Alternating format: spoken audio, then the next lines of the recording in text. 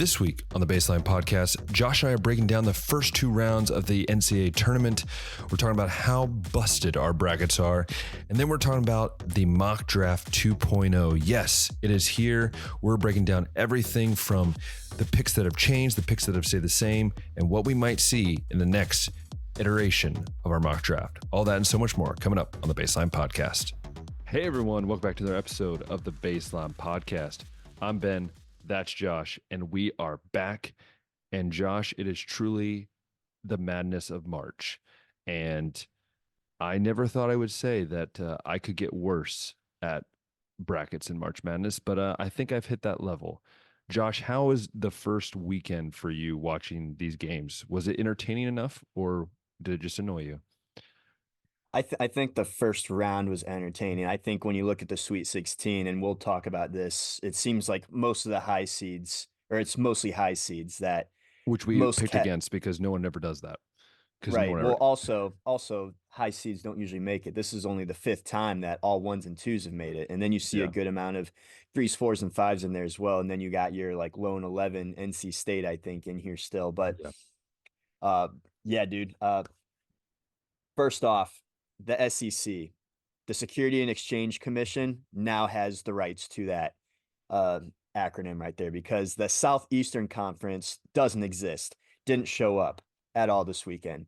Yeah. Kentucky, our Final Four, knocked out round one. South Carolina, Final Four for you, Elite Eight for Yeah. me, knocked out early. Auburn, Elite Eight for me, knocked out early. There wasn't really much to write home about. And this was right after Greg Sankey said that these smaller conference teams shouldn't have any more automatic bids because they just can't compete. They're not good enough. And then the SEC goes like 2-6 in the first week. And it's like, all right, Greg, all right, SEC, Securities and Exchange Commission. That's what you get to be now.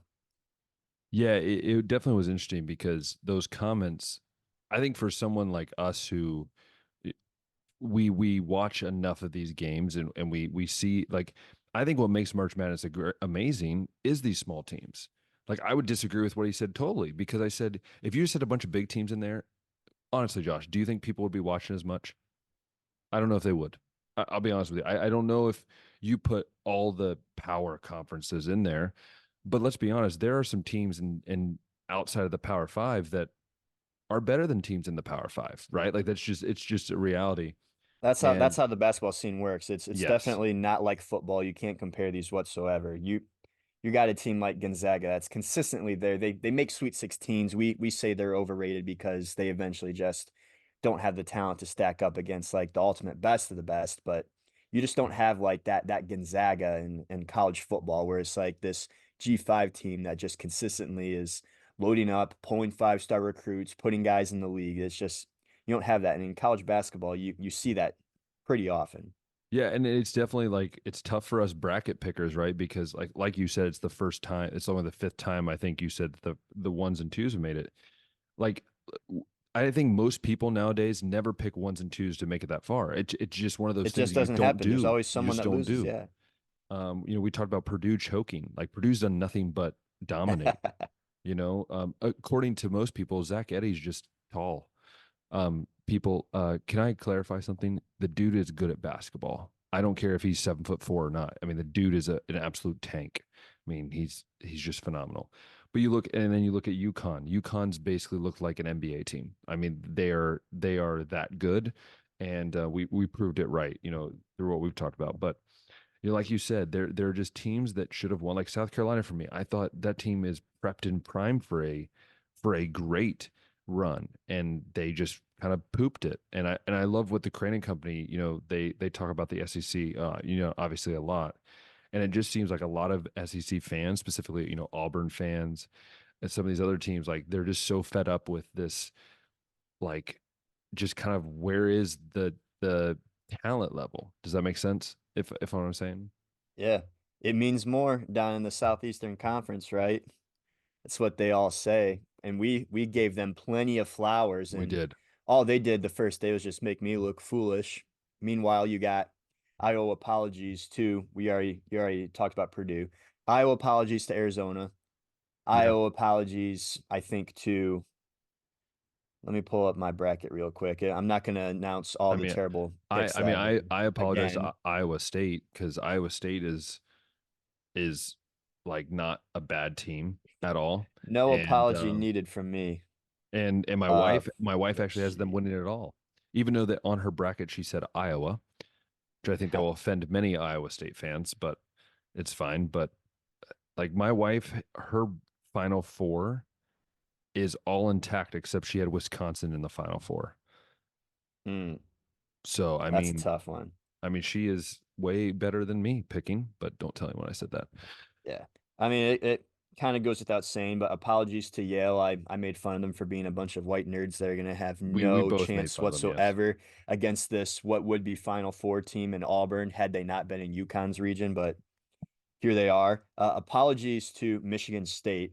Ultimately, my North Carolina Tar Heels took advantage or took care of business in the We second did rip half. them But though. We did rip them pretty hard. yes, Michigan State.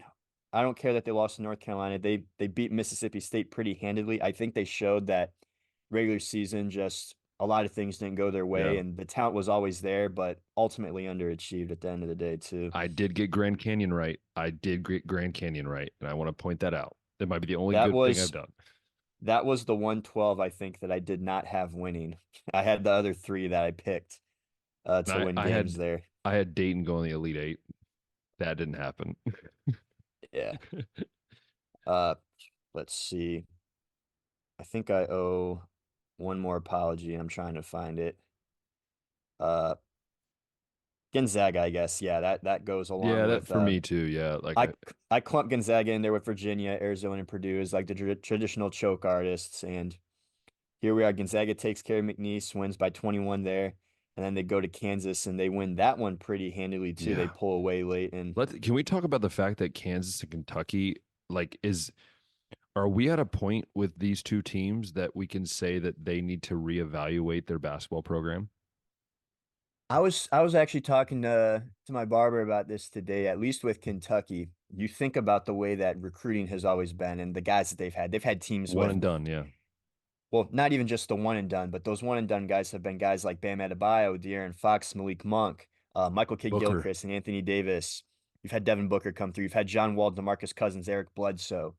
And the way that the NBA now allows these top high school prospects to come into the G League group, with the way that the transfer portal works now, it just a lot of those top recruits now aren't going to Kentucky. There's times where Kentucky will get like three of the top 10 guys in a class, but a lot of those guys now, you take some of those guys to the G League Or now. they Maybe just want to be Kentucky's their only getting or they just want to be their own guy. They don't want to be with five other dudes. They want to make the money at some other right. school. If they can be the guy and make big NIL money, that might pull a guy away. So Kentucky's getting maybe one of these guys that normally they'd get three of in a given year, and it's going to force John Calipari to change the way he recruits, I guess, and it's Or going to he's mean done. that most of these like one and done powers, they're going to have to get it figured out. The teams that we see staying consistent are the ones that are like the UConns that we talk about how deep their roster is.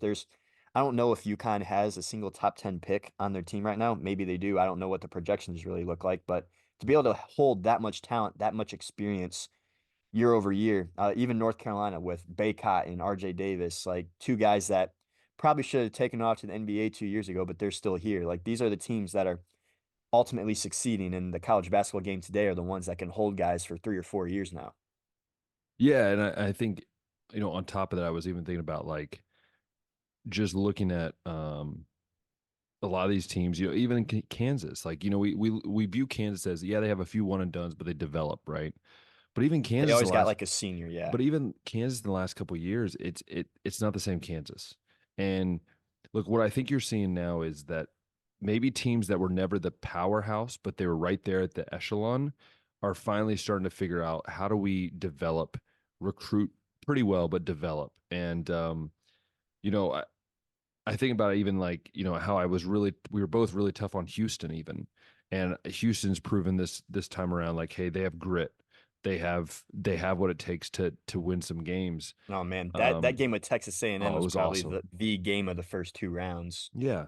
But I even look at Marquette, Marquette, who I think a lot of people count out that they just like, they've proven it, right? And what I love about March Madness is you see, I think, some of the best coaches, even if they're not big names. I believe if you can coach a team in the NCAA to a Sweet 16, no matter what school you're at, you're a very talented coach. You know how to win. You know how to put a team together. Um, and I think that's a valuable point. Yeah, so now that the dust has settled, let's see some of these Sweet 16 matchups that we got. So Mhm. the Thursday slate, we've got number 2 Arizona versus number 6 Clemson, number 1 UConn versus number 5 That's San another Diego team. That's another team I State. should apologize to because I had Clemson, New Mexico in the Sweet 16 and not Clemson anywhere near there. uh, uh, I think I had Clemson Sweet 16. Uh, North Carolina, Alabama, a 1 for, versus a 4, and then Iowa State, Illinois, a 2 versus a 3. You're seeing there, like the lowest seed I'm naming 6 seed. Yeah. This is how this tournament went. It's like once the dust settles, like, oh, we got mostly all the high seeds. So I'm actually going to take full advantage of this opportunity, Ben. And anybody that's gotten like 13, 14, 15 in the Sweet 16 right, like they don't really know college basketball. They weren't ballsy No, they enough don't. to No. pick upsets. All they did was just pick the highest seeds to get there. And we're the real ones. That's why our brackets suffered because we know basketball. Well, no, and I think what drives me nuts is when people are like, "Hey, I got 15 right," but then if you ask them why they chose it, they can't explain it to you, and I'm like, exactly, that's my point. Like I can I explain to you can't really, exactly why I think Dayton should go to the Elite Eight, or why South Carolina is a Final Four team. But people that not just get me. 50, I mean, I can, but that's just me. I don't know much about the teams. I just kind of go by trends and what I've seen throughout history is like we're never seeing like this many 1 through 4 seeds getting here. Like Yeah. inevitably some get Do we knocked have out. an do we have an idea of who we think's coming out of that West side to the Elite Eight? The West Side Elite Eight. I actually only got game schedules. Let me actually pull up the bracket so I can see the actual matchups that we're looking at. We've got okay. Out of which one? The West. Yeah, let's go West. Who we think's gonna make the Elite Eight? Okay. Well, since I can still be right about North Carolina, I'm gonna go with that. Mm-hmm. The Arizona Clemson matchup is one I did not see coming though. Arizona's looking pretty good though, and I'd hate to like get overconfident in them only to be wrong again. But Clemson hasn't been so Clemson's on bad fire either. though. They're on fire right now. A North Carolina Clemson matchup too. That'd be the fourth time I think they faced this year too. That'd be tricky, but I'm going to that stick with my I'm gonna lean that Alabama. way. I'm going to stick with my Alabama pick because Okay. that's who I picked, and I'm going to go Clemson. I'm going to go Alabama, like a football matchup Mm, in the Elite Eight. I'm going to go Alabama Clemson in that matchup. I think all for the right. Elite Eight. I'm gonna lean North Carolina Clemson. The one thing that I'll caveat this with is that Alabama I think has the highest scoring offense in the Yeah. league right now, and North Carolina in that Michigan State game and even in the ACC title game against NC State they've just had stretches where no shots are falling, and that Mm-hmm. scares me when you got a team like Bama that can easily put up 90. It's like there's no room for any kind of like cold spells or anything like that. Like they got to be on it, and Yeah, yeah, I've been running with the Tar Heel narrative that they're out to like prove something. I don't know if they'll win it all, but after just not even making the tournament last year, I think there's a lot of will to win here. That could be enough. There's also the experience I mentioned with Baycott and RJ. So I'm gonna go with North Carolina there and Arizona.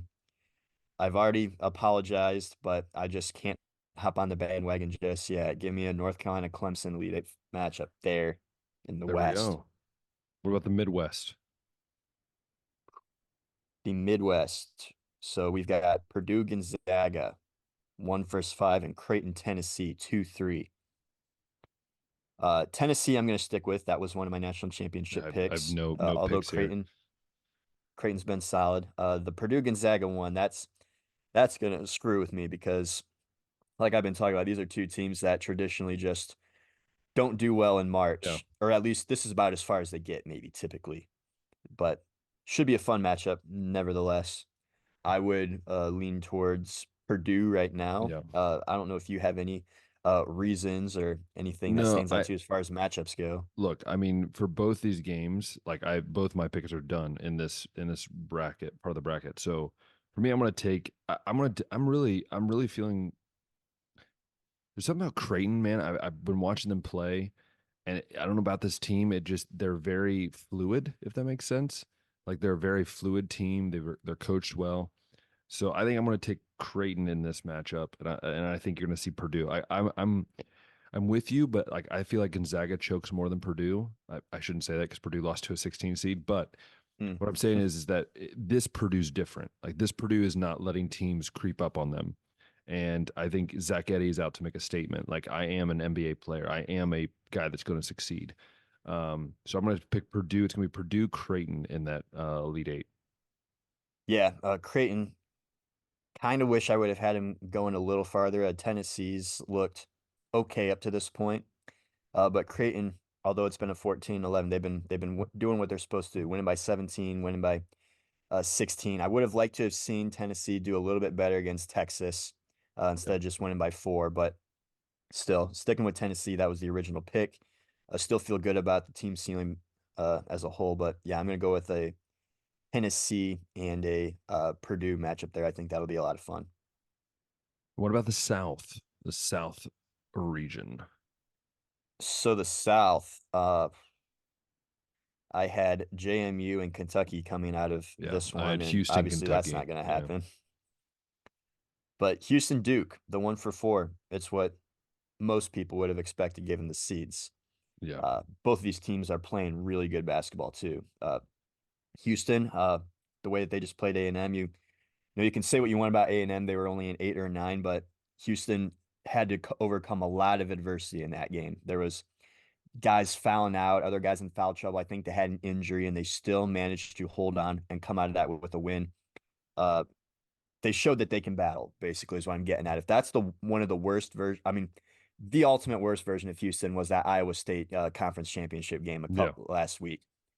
If this is what Houston can do, given like the bad circumstances, if they can fight through and come out with a win in that circumstance, I feel very good about what they could do against Duke. And that's not necessarily any deficiency on Duke's end. It's just Houston showing me that they're here. They're gonna fight. Yeah.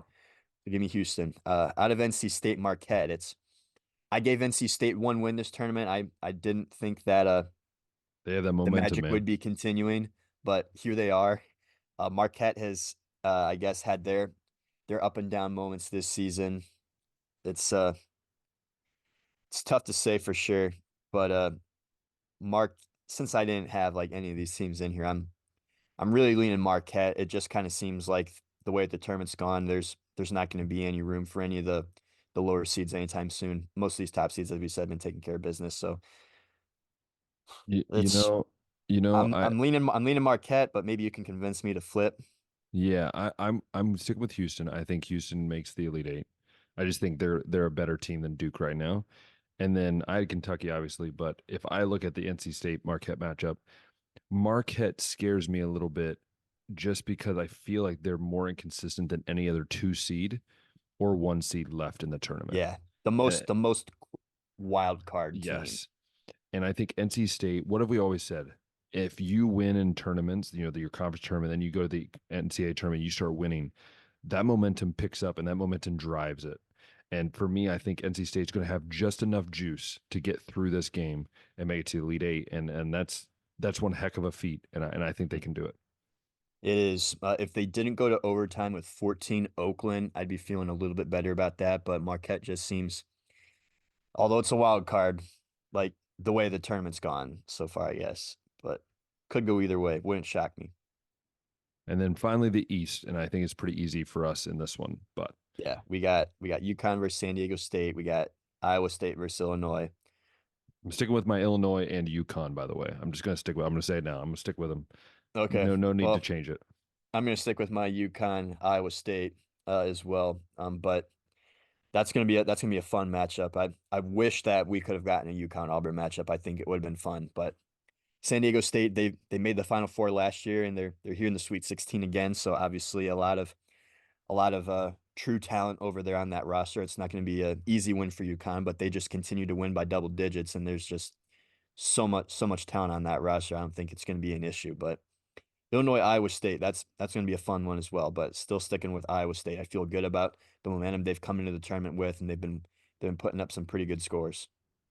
Yeah, I agree, and that's it's gonna be a fun weekend of games, and obviously we could go into the Elite Eight and talk about who we think is gonna make the Final Four, but why not just leave it to what happens, Josh? Why don't we just leave what happens and then talk about the Final Four next week and how terrible it's Sure. gonna be, how terrible it's gonna be.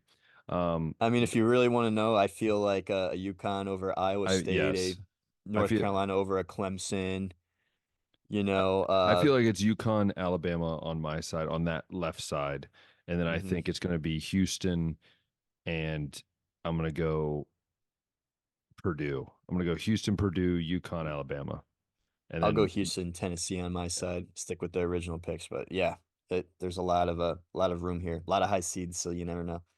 you never know. But that leaves us with probably the most fun topic of the Huh. evening, and that is a mock draft 2.0, which we'll be releasing. I will make the edits of that and we're releasing this week as the week goes on. Now, we won't go into every pick in detail this Yeah, second time. I'm If gonna if go if you to don't know, what yeah, changed. yeah. If you don't know how this works, if you didn't watch last year, usually after the first one obviously we take like an hour and a half to go through every pick Yeah. and the reason why. But usually after the first one, we usually go back through and we say like, hey, nothing's changed from picks 1 through 4, and then we say, hey, 6 and 7 for me have now changed. Um, so just keep that in mind. If you're like, hey, I missed 2 and 3. Like if we don't say it, then most likely it stayed the same. Hmm. So I just wanted to preface that, Josh, before our viewers freak out on us and say you Yeah. didn't do this. Yeah, So we didn't talk about this one team. It's like because we already did. But mock exactly. 1.0's post combine when we're getting an idea of how NFL teams see certain prospects and how they perform. And then once the offseason opens up, obviously teams fill needs or they all of a sudden gain needs because someone left. And then so our Yep. picks are going to change, obviously, for that reason. But I probably changed about half my picks in this one. What about you? I changed probably about I think about 11. I think about 11 picks I changed. Okay. Most of the things was just like shifting. It wasn't really like changing the Yeah, player. It was just shifting where the player was basically. I see. I'm going to assume that we both have Caleb still going one to Yes, yeah, Chicago. yeah, yeah, All Caleb. right. No, now I want to preface this because we have a player named Alonzo who's gonna be playing for us. And he was telling me that, why do you have Caleb number 1? He's overrated. Look, Josh and I have never said that he is like the best quarterback in the class. We've just said we know, one, I personally know how stupid the Bears are, and two, we know that when you have so much hype around you, it's the NFL draft. They want money, and that's what's going to bring them money. Yeah, I probably still would take Caleb one overall, but ultimately I'm just going with what I think these teams Yeah, might yeah, do. exactly. So this is the first shuffle, Ben. I changed my two, and it kind of changed the next four picks, I think, on my draft Okay. because of it. Uh, I'm seeing a lot of Jaden Daniels talk. I have two. I'm seeing a lot of Jaden Daniels with Cliff Kingsbury talk and how Cliff has had athletic quarterbacks at the college level like Pat Mahomes and comes to the NFL and has Kyler Murray at Arizona and how Jaden Daniels just fits the scheme and what Cliff Kingsbury's style just has always been. And Hmm. I don't necessarily agree with it. I don't know that Jaden Daniels is a better quarterback than Drake May or even the worth being the second player taken in this draft. But we've seen him ball out at LSU, lead the number one offense in the country, and win a Heisman. So there's definitely some talent there. But I looked through like five or six mock drafts just trying to get an idea. I don't do that to like figure out which teams are going to pick which players. I just try to gauge like if I'm The on the same interest. Yeah, page yeah. about needs. Like if someone's taking a quarterback, I might be like, okay, well, I like this quarterback better, so I'm going to go with this one instead. Or if this team's taking a wide receiver, I'm like, I feel better about this wide Hmm. receiver. But I saw basically all of them that I looked at saying Jaden Daniels two to Washington, and I don't really agree with it, but I see why it might make sense and how it fits the style better. I would go Drake here, but Jaden at two, and then that shuffles a lot of things for me, obviously, since I had Drake going two last week. Yeah, for me, I agree with you. This is definitely not my preference. I don't think that he's the quarterback that should go here. I believe Drake May is a better prospect. I think he has more under his belt. I think he has more success in a sense under his belt. But I think the Commanders just want to make a splash. Like they want to make that guy that's going to bring people to watch the games. You have Cliff Kingsbury. You have like all you need, right, in this kind of offense. And so for me, I think if it really came down to it and like, oh, which one do I get? I think they're going to go with the more flashy guy, and I think Jaden Daniels does go here number 2. Yeah. And then that obviously opens the door for New England now. We are talking, we don't know really what route they could go. There's a lot of routes, but I think taking Jaden at 3 would be out of character for them and personally high. But now that Drake's there, I think you go that route. I had Marvin Harrison going here the week before, but Do you remember you who go I ahead and get had? your quarterback and then try to fill in the weapons after that, I think. Do you remember who I had here?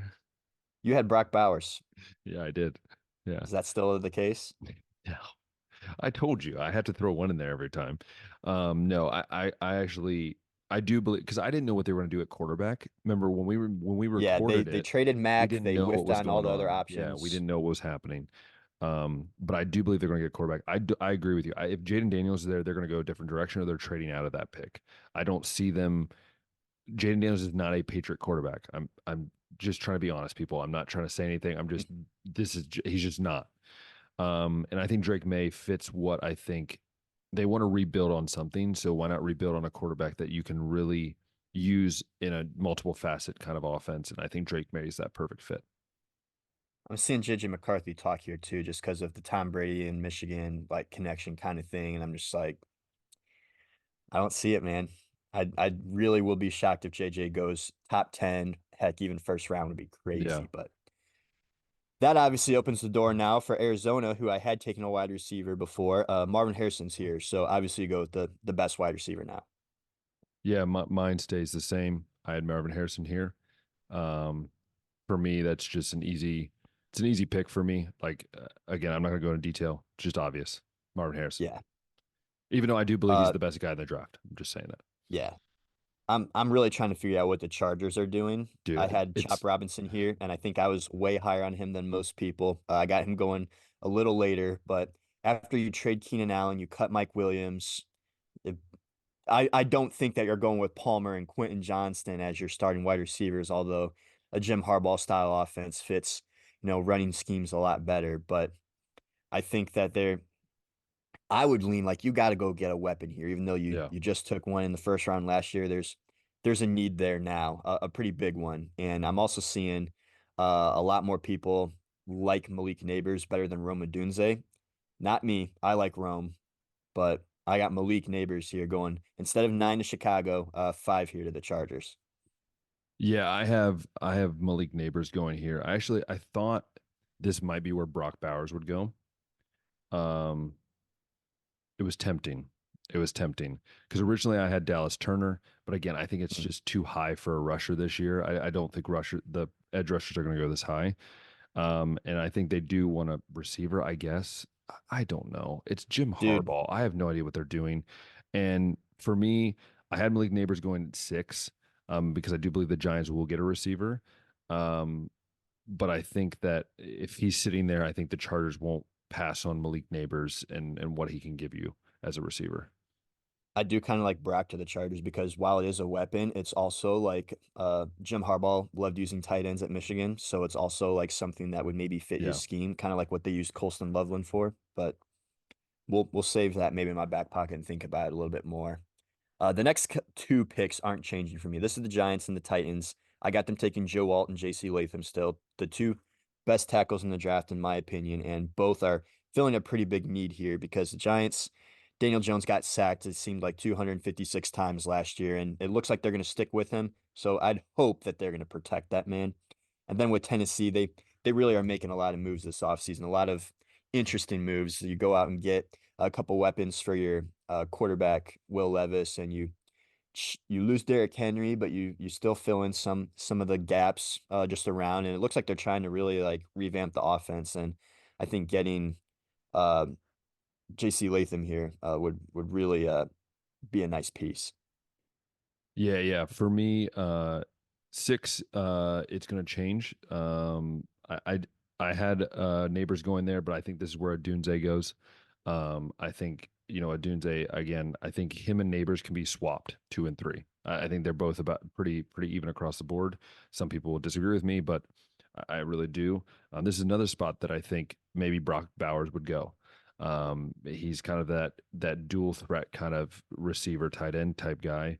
And then Joe Alt again stays with me as the Titans at 7. No change there. But for me, 8 is where it does change because I had Jaden Daniels Hmm. going here.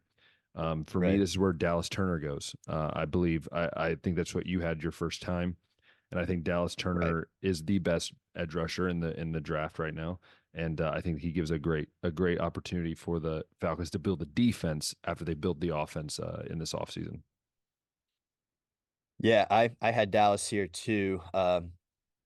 Mostly a pride thing. I can't have Chop Robinson drop from 5 to like way late first round, Yeah, so yeah. I have Chop going 8 here because it still fills a need, and I really do like all the tools that he brings to the table. 9 to Chicago. I had neighbors here since Rome Odunze is now the best wide receiver available here, and it kind of is like a coin flip on them. I got Rome going here at 9. Yeah, this one's interesting for me because it's I don't know. I didn't know what I was gonna do because I was struggling to figure out what did the Bears do because I had receiver going here. I don't They think any of the seem to be going all out on offense. You get yes. Caleb, you get DeAndre Swift, you trade for Keenan Allen, you got DJ Moore in the building already. You might not even need to draft a wide receiver now, given all the moves. I still kind of like it to give him a third, like really solid guy. Can I But tell you where I'm going with this? is this where Brock goes? Yes, Okay. because this is what I'm saying. I know they have Cole Kmet, and I think Cole Kmet is a very good tight end. I think they're missing that guy that can be a kind of Kyle Pitts type of guy who can play on the outside, can play on the inside, can play a tight end. And I think Brock Bowers, it just seems like it fits like at the Bears. Like you get Caleb Williams, Hmm. you go out. If there's no receivers available, again, if there's receivers available, then you could take someone else. But I don't think you want to reach too high. So either you trade out of this pick or you take the best overall athlete left on the table. And I think that's Brock Bowers. Yeah, might even consider some offensive linemen there too. I think Chicago's got a lot of flexibility with that 9 pick though, given the moves that they've been Yeah, making. yeah. I finally have Brock Bowers coming here. The Jets have gone out and gotten Tyron Smith and a couple other Yeah. offensive linemen positions. That was a weakness that I noticed, and I had them going. I think Foshnu here last week, but Mhm. the Jets seem to be going all in on this season. And maybe Aaron Rodgers last year, we don't know. He could be our new vice president in Don't 2025. Who start with me. knows? But they go out and get Mike Williams. They go out and get Tyron Smith. I think another gap, especially since they just cut their tight end CJ Uzuma. This is where I got Brock going now. I had him at 15 last week. I think that you go get Rodgers, another guy right here that fits a slot in the offense to go with Garrett Wilson, Mike Williams, and some of these other guys. Yeah, this is the pick that I have no idea what I was doing. And to be honest, right now, I have no idea what I'm doing because they don't need a tackle now, right? They don't need one. But where do they go? So I have this pick, and you can tell me, Josh, if you don't think this is a good pick, but I think that this is where they could go out and get Byron Murphy. I think maybe you add some Hmm. depth on that defensive line. Again, I think they more likely trade out of this or they get whatever's best available. For me, Byron Murphy, I don't believe that the Vikings at 11 need a defense tackle right now. They need a quarterback. So I'm going to go Byron Murphy here to the Jets. I could see it. I don't think that Murphy's a top 10 talent, so maybe it's something that they trade back for and still take him Yeah. later anyways, but it wouldn't be a bad move. Defensive line depth there.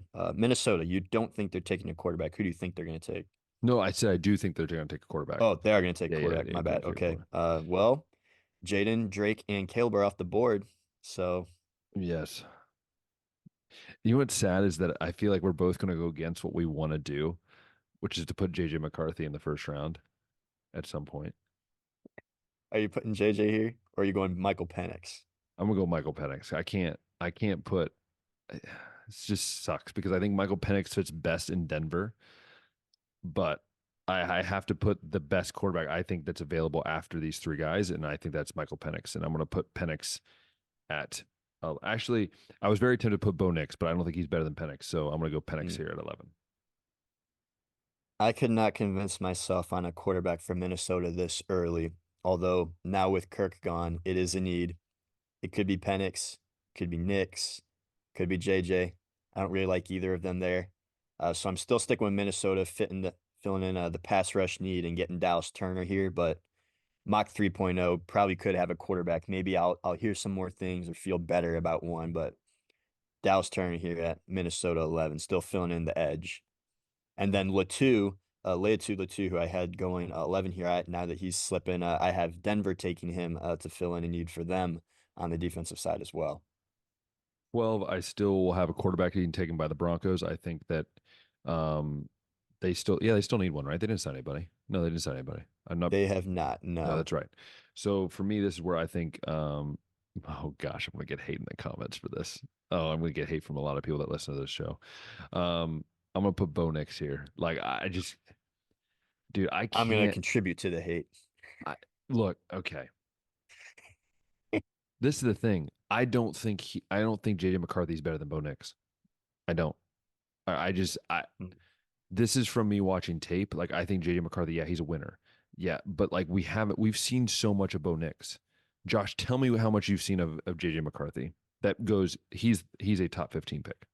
I'm not saying Bo Nix Yeah, is, but I'm saying out of the it's two, it's interesting. I think they got maybe similar skill sets and talent, but I think Oregon uh I think you this is what I'll say. I think you could put JJ in Oregon's offense and have him do the same things they asked Bo Nix to do. Michigan just asked JJ McCarthy to do different things, but we got much more tape on Bo Nix. And if that's the case, that you got two equal guys, but you got one with much better film, much more to see. You can feel a little bit more confident. mhm, I can understand why you'd go Bo over JJ. that's what I'm gonna do. So Bo over JJ at 12. Hmm. And for 13, I will say that I'm going to stick with the offensive lineman, but again, I'm like you, my pride. I don't want to hurt my pride. So this is where JC Latham is going to go. Originally, he was my my second tackle taken for the Jets originally, but this is where he's going to go 13 here, which I think is a better spot for him to go now that it's available. All right. I got Vegas taking Alu Fashnu here, so falls a couple spots, but still fits a need for Vegas. Uh, New Orleans at 14, I still have taken Jared Verse and Edge to fill in at pass rush. And then 15, since there's no Brock Bowers here for the Colts, this is where I got them taking Quinyon Mitchell, now the corner from Toledo. Still the first one off the board in my draft, just a couple spots later, just because of the way that some of the picks went. Yeah, for me, 14, Chop Robinson stays the same. I think he's the second best one there. Ed, then at corner for me, the same for the Colts, which is Terrion Arnold from Alabama. And then at 16 for me, I was struggling to if I keep Latu here, but again, I just think that it fits kind of what they need. Maybe they need more defensive tackle. And again, this is 3.0 that might change, but for right now, I'm going to just stick with Latu for safety. Gotcha. Let's see. These next few picks stayed the same for me. I still have Seattle taking Byron Murphy, Jacksonville taking Terrion Arnold, Cincinnati taking Talise Fuaga. I still think that those are needs and really solid picks for all those teams. This is the next one that changes 19, the Rams. So all of a sudden, Aaron Donald retires. Yeah. That came out of nowhere. So now that there's a need in the middle of the defensive line there, I don't know if this is really a guy that can fill those big shoes left by Aaron Donald, but this is where I got Tavondre Sweat going. I had him going to Miami. I still think defensive tackle is kind of a need for them, given that Christian Wilkins and some of those other guys on the interior have left. Unfortunately for them, Sweat is the next best guy off the board, in my opinion, and he's going to the Rams now, feeling the need. Maybe the Rams actually do use a first round pick. I was making jokes last week that they never use them, and they'll probably trade this one eventually. But I think now they have a legitimate reason to use one. Yeah, for me, there's a couple changes here at 17. Obviously, Olu Fashnu has not come off the board yet for me. Originally, I had Fuaga there, and I'm going to have him coming off at 17 to the Jaguars. I think it fills a need there, and I think at 18, that's where Fuaga goes. So I believe that's who you had as well. Fuaga going there, and then at 19, I'm agreement. I originally had Mitchell coming off as a corner here, but for me, again, I think you have to replace Donald, whatever you can do, and for me. Sweat's not the guy that's there. For me, that's Newton from Illinois. I just think that again, he was going to Miami. I think he'll go a couple picks higher, and he'll get picked here by the Los Angeles Rams. Hmm. Pittsburgh at 20 now. I got this pick changing. They've been making some subtle moves in the offseason. Obviously, Just they just signed a running the back today. quarterbacks. They signed who? They've signed the guy from what was his name? Patterson, Cordell Patterson. They signed him Cordell today. Patterson. Yep. Yeah. Yeah, they made the quarterback moves, obviously upgraded the quarterback room from Mason Rudolph, Mitch Trubisky, Kenny Pickett to now Russell Wilson, Justin Fields. So well done there. You only had to spend 1.2 million and give up a sixth to get that. But I'm going with Amarius Mims here now. Address the offensive line still and get because Justin Fields and Russell Wilson they were among the most sacked quarterbacks in the league last year, Yeah. and I would hope that Pittsburgh's going to try to do something with that. I think that when you go out and you get Patterson, you got Pickens in the building, and you got some younger weapons. You don't necessarily need to go out and get many more.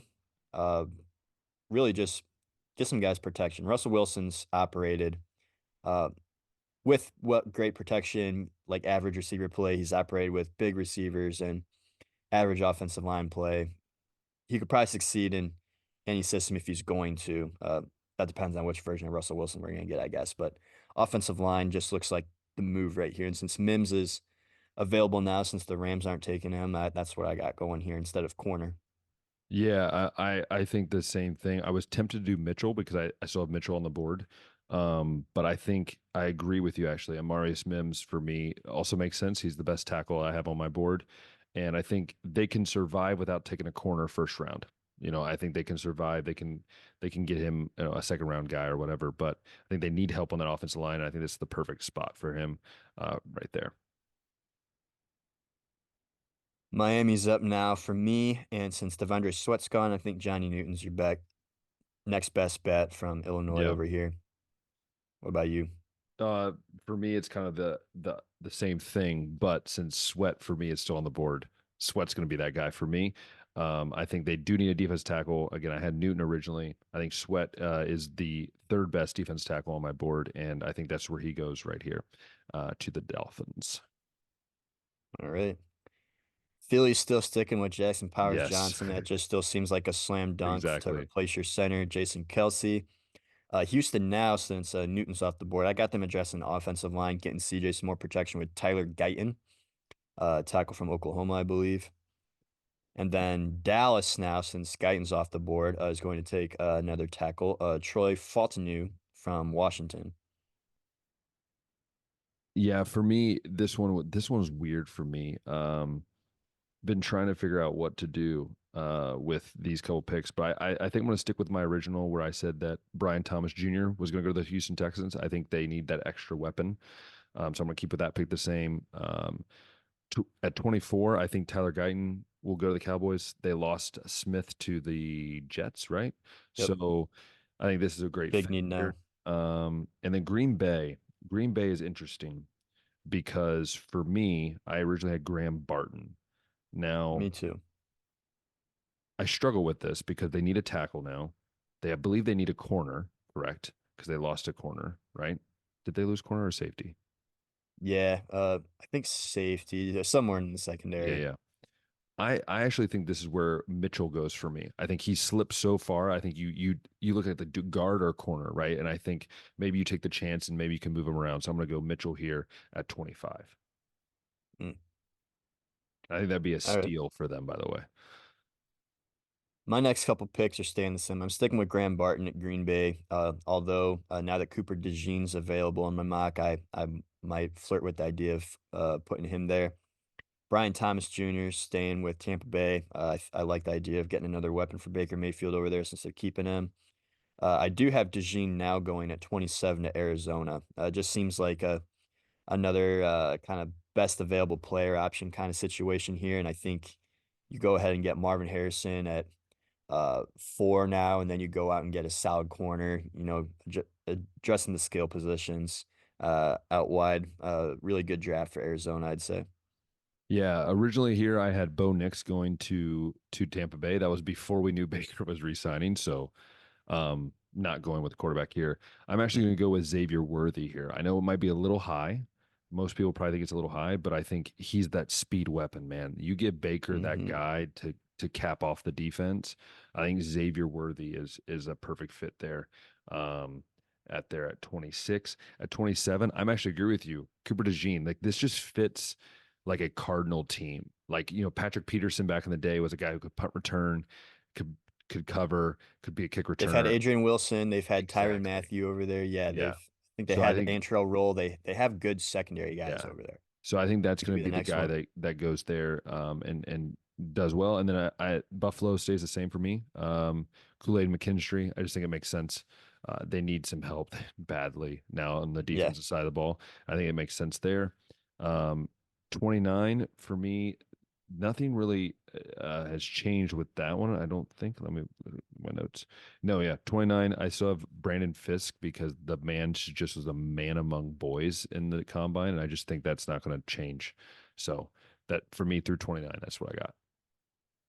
Buffalo, I still got Kool-Aid McKinstry as well. That basically we mentioned that they were losing Did pretty you much have no? everybody You on didn't have Kool Aid defense. McKinstry. You had the Cardinals taking Kool Aid McKinstry last time. I did. Okay, I had Newton, I think, over here. So You had you he's had gone. you had yeah, because you had Kamar Oh, Lassiter. Kamari last year. Okay, Yeah. I can't keep them all straight. Yeah, so Kool-Aid's available now, nevertheless, though, and they still need to address that secondary. So Buffalo's taking Kool-Aid now. Detroit at 29, they're still taking Chris Jenkins for me, defensive tackle to put right next to Aiden Hutchinson, and I love the Michigan and Michigan pairing right there. Baltimore, I still got taking Xavier Worthy, kind of like that missing piece on the offense. Now you got Mark Andrews, your big tight end, Zay Flowers, your jump ball guy downfield, and then Xavier can be your speed guy. Yeah, for me, I have Baltimore taking Adonai Mitchell. Originally, I had him going 32. I think just they do need another weapon. I don't know if he's the answer, to be honest with you, but I think that's just a guy you take. You take whatever best receiver is available right there. I think that's who you take at 30. For me at 31, it still says Ennis Rekestraw Jr., which I think makes sense for them. And then the Chiefs was interesting because obviously I have Mitchell going at 30 now. Um, I honestly didn't really know where I was going with this because I'm like, what do the Chiefs need? They do need a receiver, but let's be honest, it's the Chiefs. They never go for a receiver. Um, so I decided I was going to put in a cornerback because they just lost one. They just lost Snead. Yeah, so I'm going to do Kamari I can never say his last name. Kamari Lassiter. last year. Yeah. Okay. So here. All right.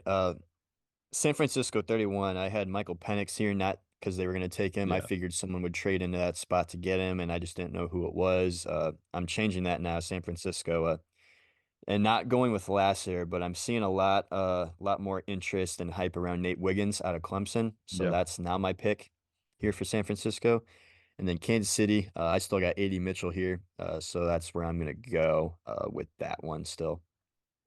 So there it is, folks. That is our mock draft 2.0. Josh, how are you feeling? You feel a little bit better than the first one?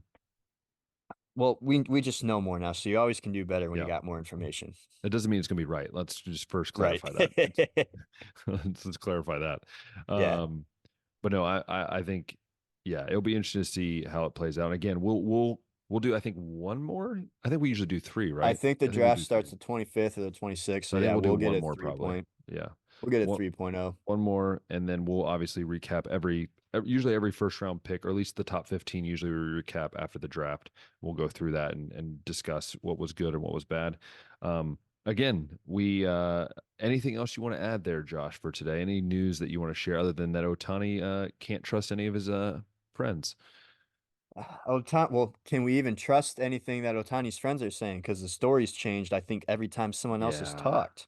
Let Yeah, me and uh love let me go ahead and break down how the narrative has I do changed each time love someone's talked. I do love Pete Rose though. Like he's subtly been just jabbing at like I'm base glad and that he's been someone convinced him to do that because he's so right. like he's like So, seriously, he's like I wish I had an interpreter. yeah. That is the greatest line.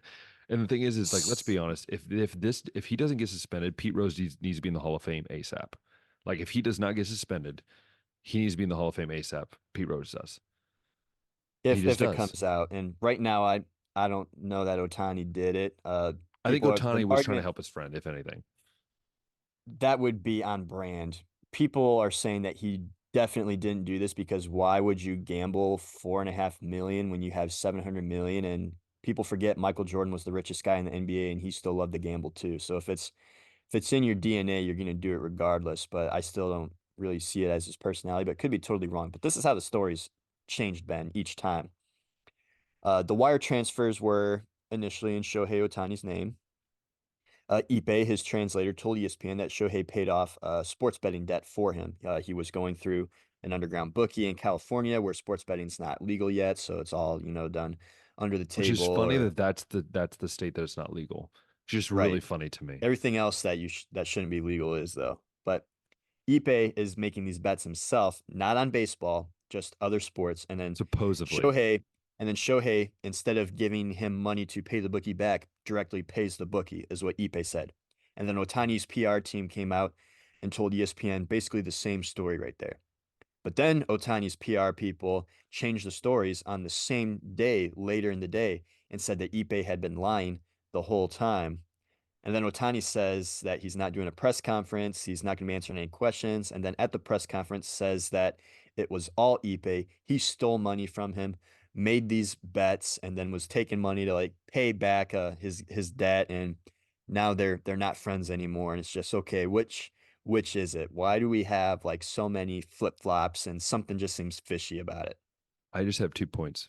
First off, if that is truly your friend, don't be a jerk and like throw them under the, like if you did help out your friend, just admit it first off, because then that just makes me feel like you're not a very good friend. Second off, like does Otani just like have bad people around him? Like did anybody not see this happening, or like hey, warn him if it did happen, or even if it didn't, like hey, this guy has a gambling problem. Why are we trusting him like with interpreting everything you say? I'm just saying. I'm Yeah, not saying he's bad. I'm just saying that it just seems a little odd, to be honest. And also they the are. yeah. The naysayers are also saying like, wouldn't you notice $4.5 million taken out of your accounts? And it's like, well, when you got 700 million, what's 4.5 million look like? And it's actually happened to other athletes, smaller scales that have like gotten screwed over by like a financial advisor, just like all their money stolen. So this kind of stuff seems pretty common among celebrities and people Must that be are a dealing nice with problem like to a lot of have. money. Must be a Yeah. nice problem to have. Yeah. They just don't really keep eyes on all that. Like maybe some people check their bank accounts every I day, think and then maybe also some people don't have anything in their bank accounts that there's to lose I on the also other think it's hand. funny So that like they said that Ipe made like 600,000 to interpret. I'm like, that's a job to worth living, dude. You just show up and interpret people. Like that's pretty just cool. cool. I've also enjoyed all the Ipe memes. Oh, One that I said is last year Ipe was telling people he was 38. Now his story's changed, and this year he's saying he's 39. it's just phenomenal. And there's so many baseball stories. That's another thing. The MLB season will be around Opening day it's is happening. this Yes. weekend. So This again, weekend. we didn't get to break it down, and we apologize. Technically, the opening day technically happened in Seoul, Korea, but um, Yeah, that's also anyways, weird. They went right back to playing spring yeah, meaningless games. I also Yamamoto hate the day weekend is when the Elite Eight's happening. Yamamoto just got shelled, but we can talk about that another day. Yeah. I do want to say that we will cover baseball. You know, Josh and I, baseball is like our bread and butter in Oh some yeah. cases. So we will be talking about baseball. And I think more than last year. I think last year we really kind of dialed away from it. And I'm hoping this year we'll talk more baseball and try to Oh focus a yeah. little bit on that. So be focused, be ready, because it's going to be coming at you fast paced. But speaking of fast paced, the show is pretty fast paced today, and we appreciate you joining in. We do want to say, go enjoy some basketball this weekend. There's a plenty of basketball, women's and men's. If you watch the women's game, that's great. High State women's team choked, but it's fine. Um, not crying. But the men's team and they have a chance to go to the NIT Final Four. But anyways, we hope you have a great time. A great time this weekend. If you are enjoying Easter, enjoy it with friends and family. It'd be awesome to do that. I know it's hard for me to be away from home right now as well, but I'm super excited to share this time with you guys every single week. And if you've loved the episode on YouTube, go ahead and click that thumbs up button, that subscribe button, that notification bell. If you loved on Apple Podcasts or Spotify, share it with your friends and family. You know, that coworker that you sit next to that they listen to your terrible music. Why don't you just pop on Baseline Podcast and hear our terrible voices for the next few hours? It's phenomenal. But anyways, I hope you guys have a great weekend. And until next time, we'll see ya.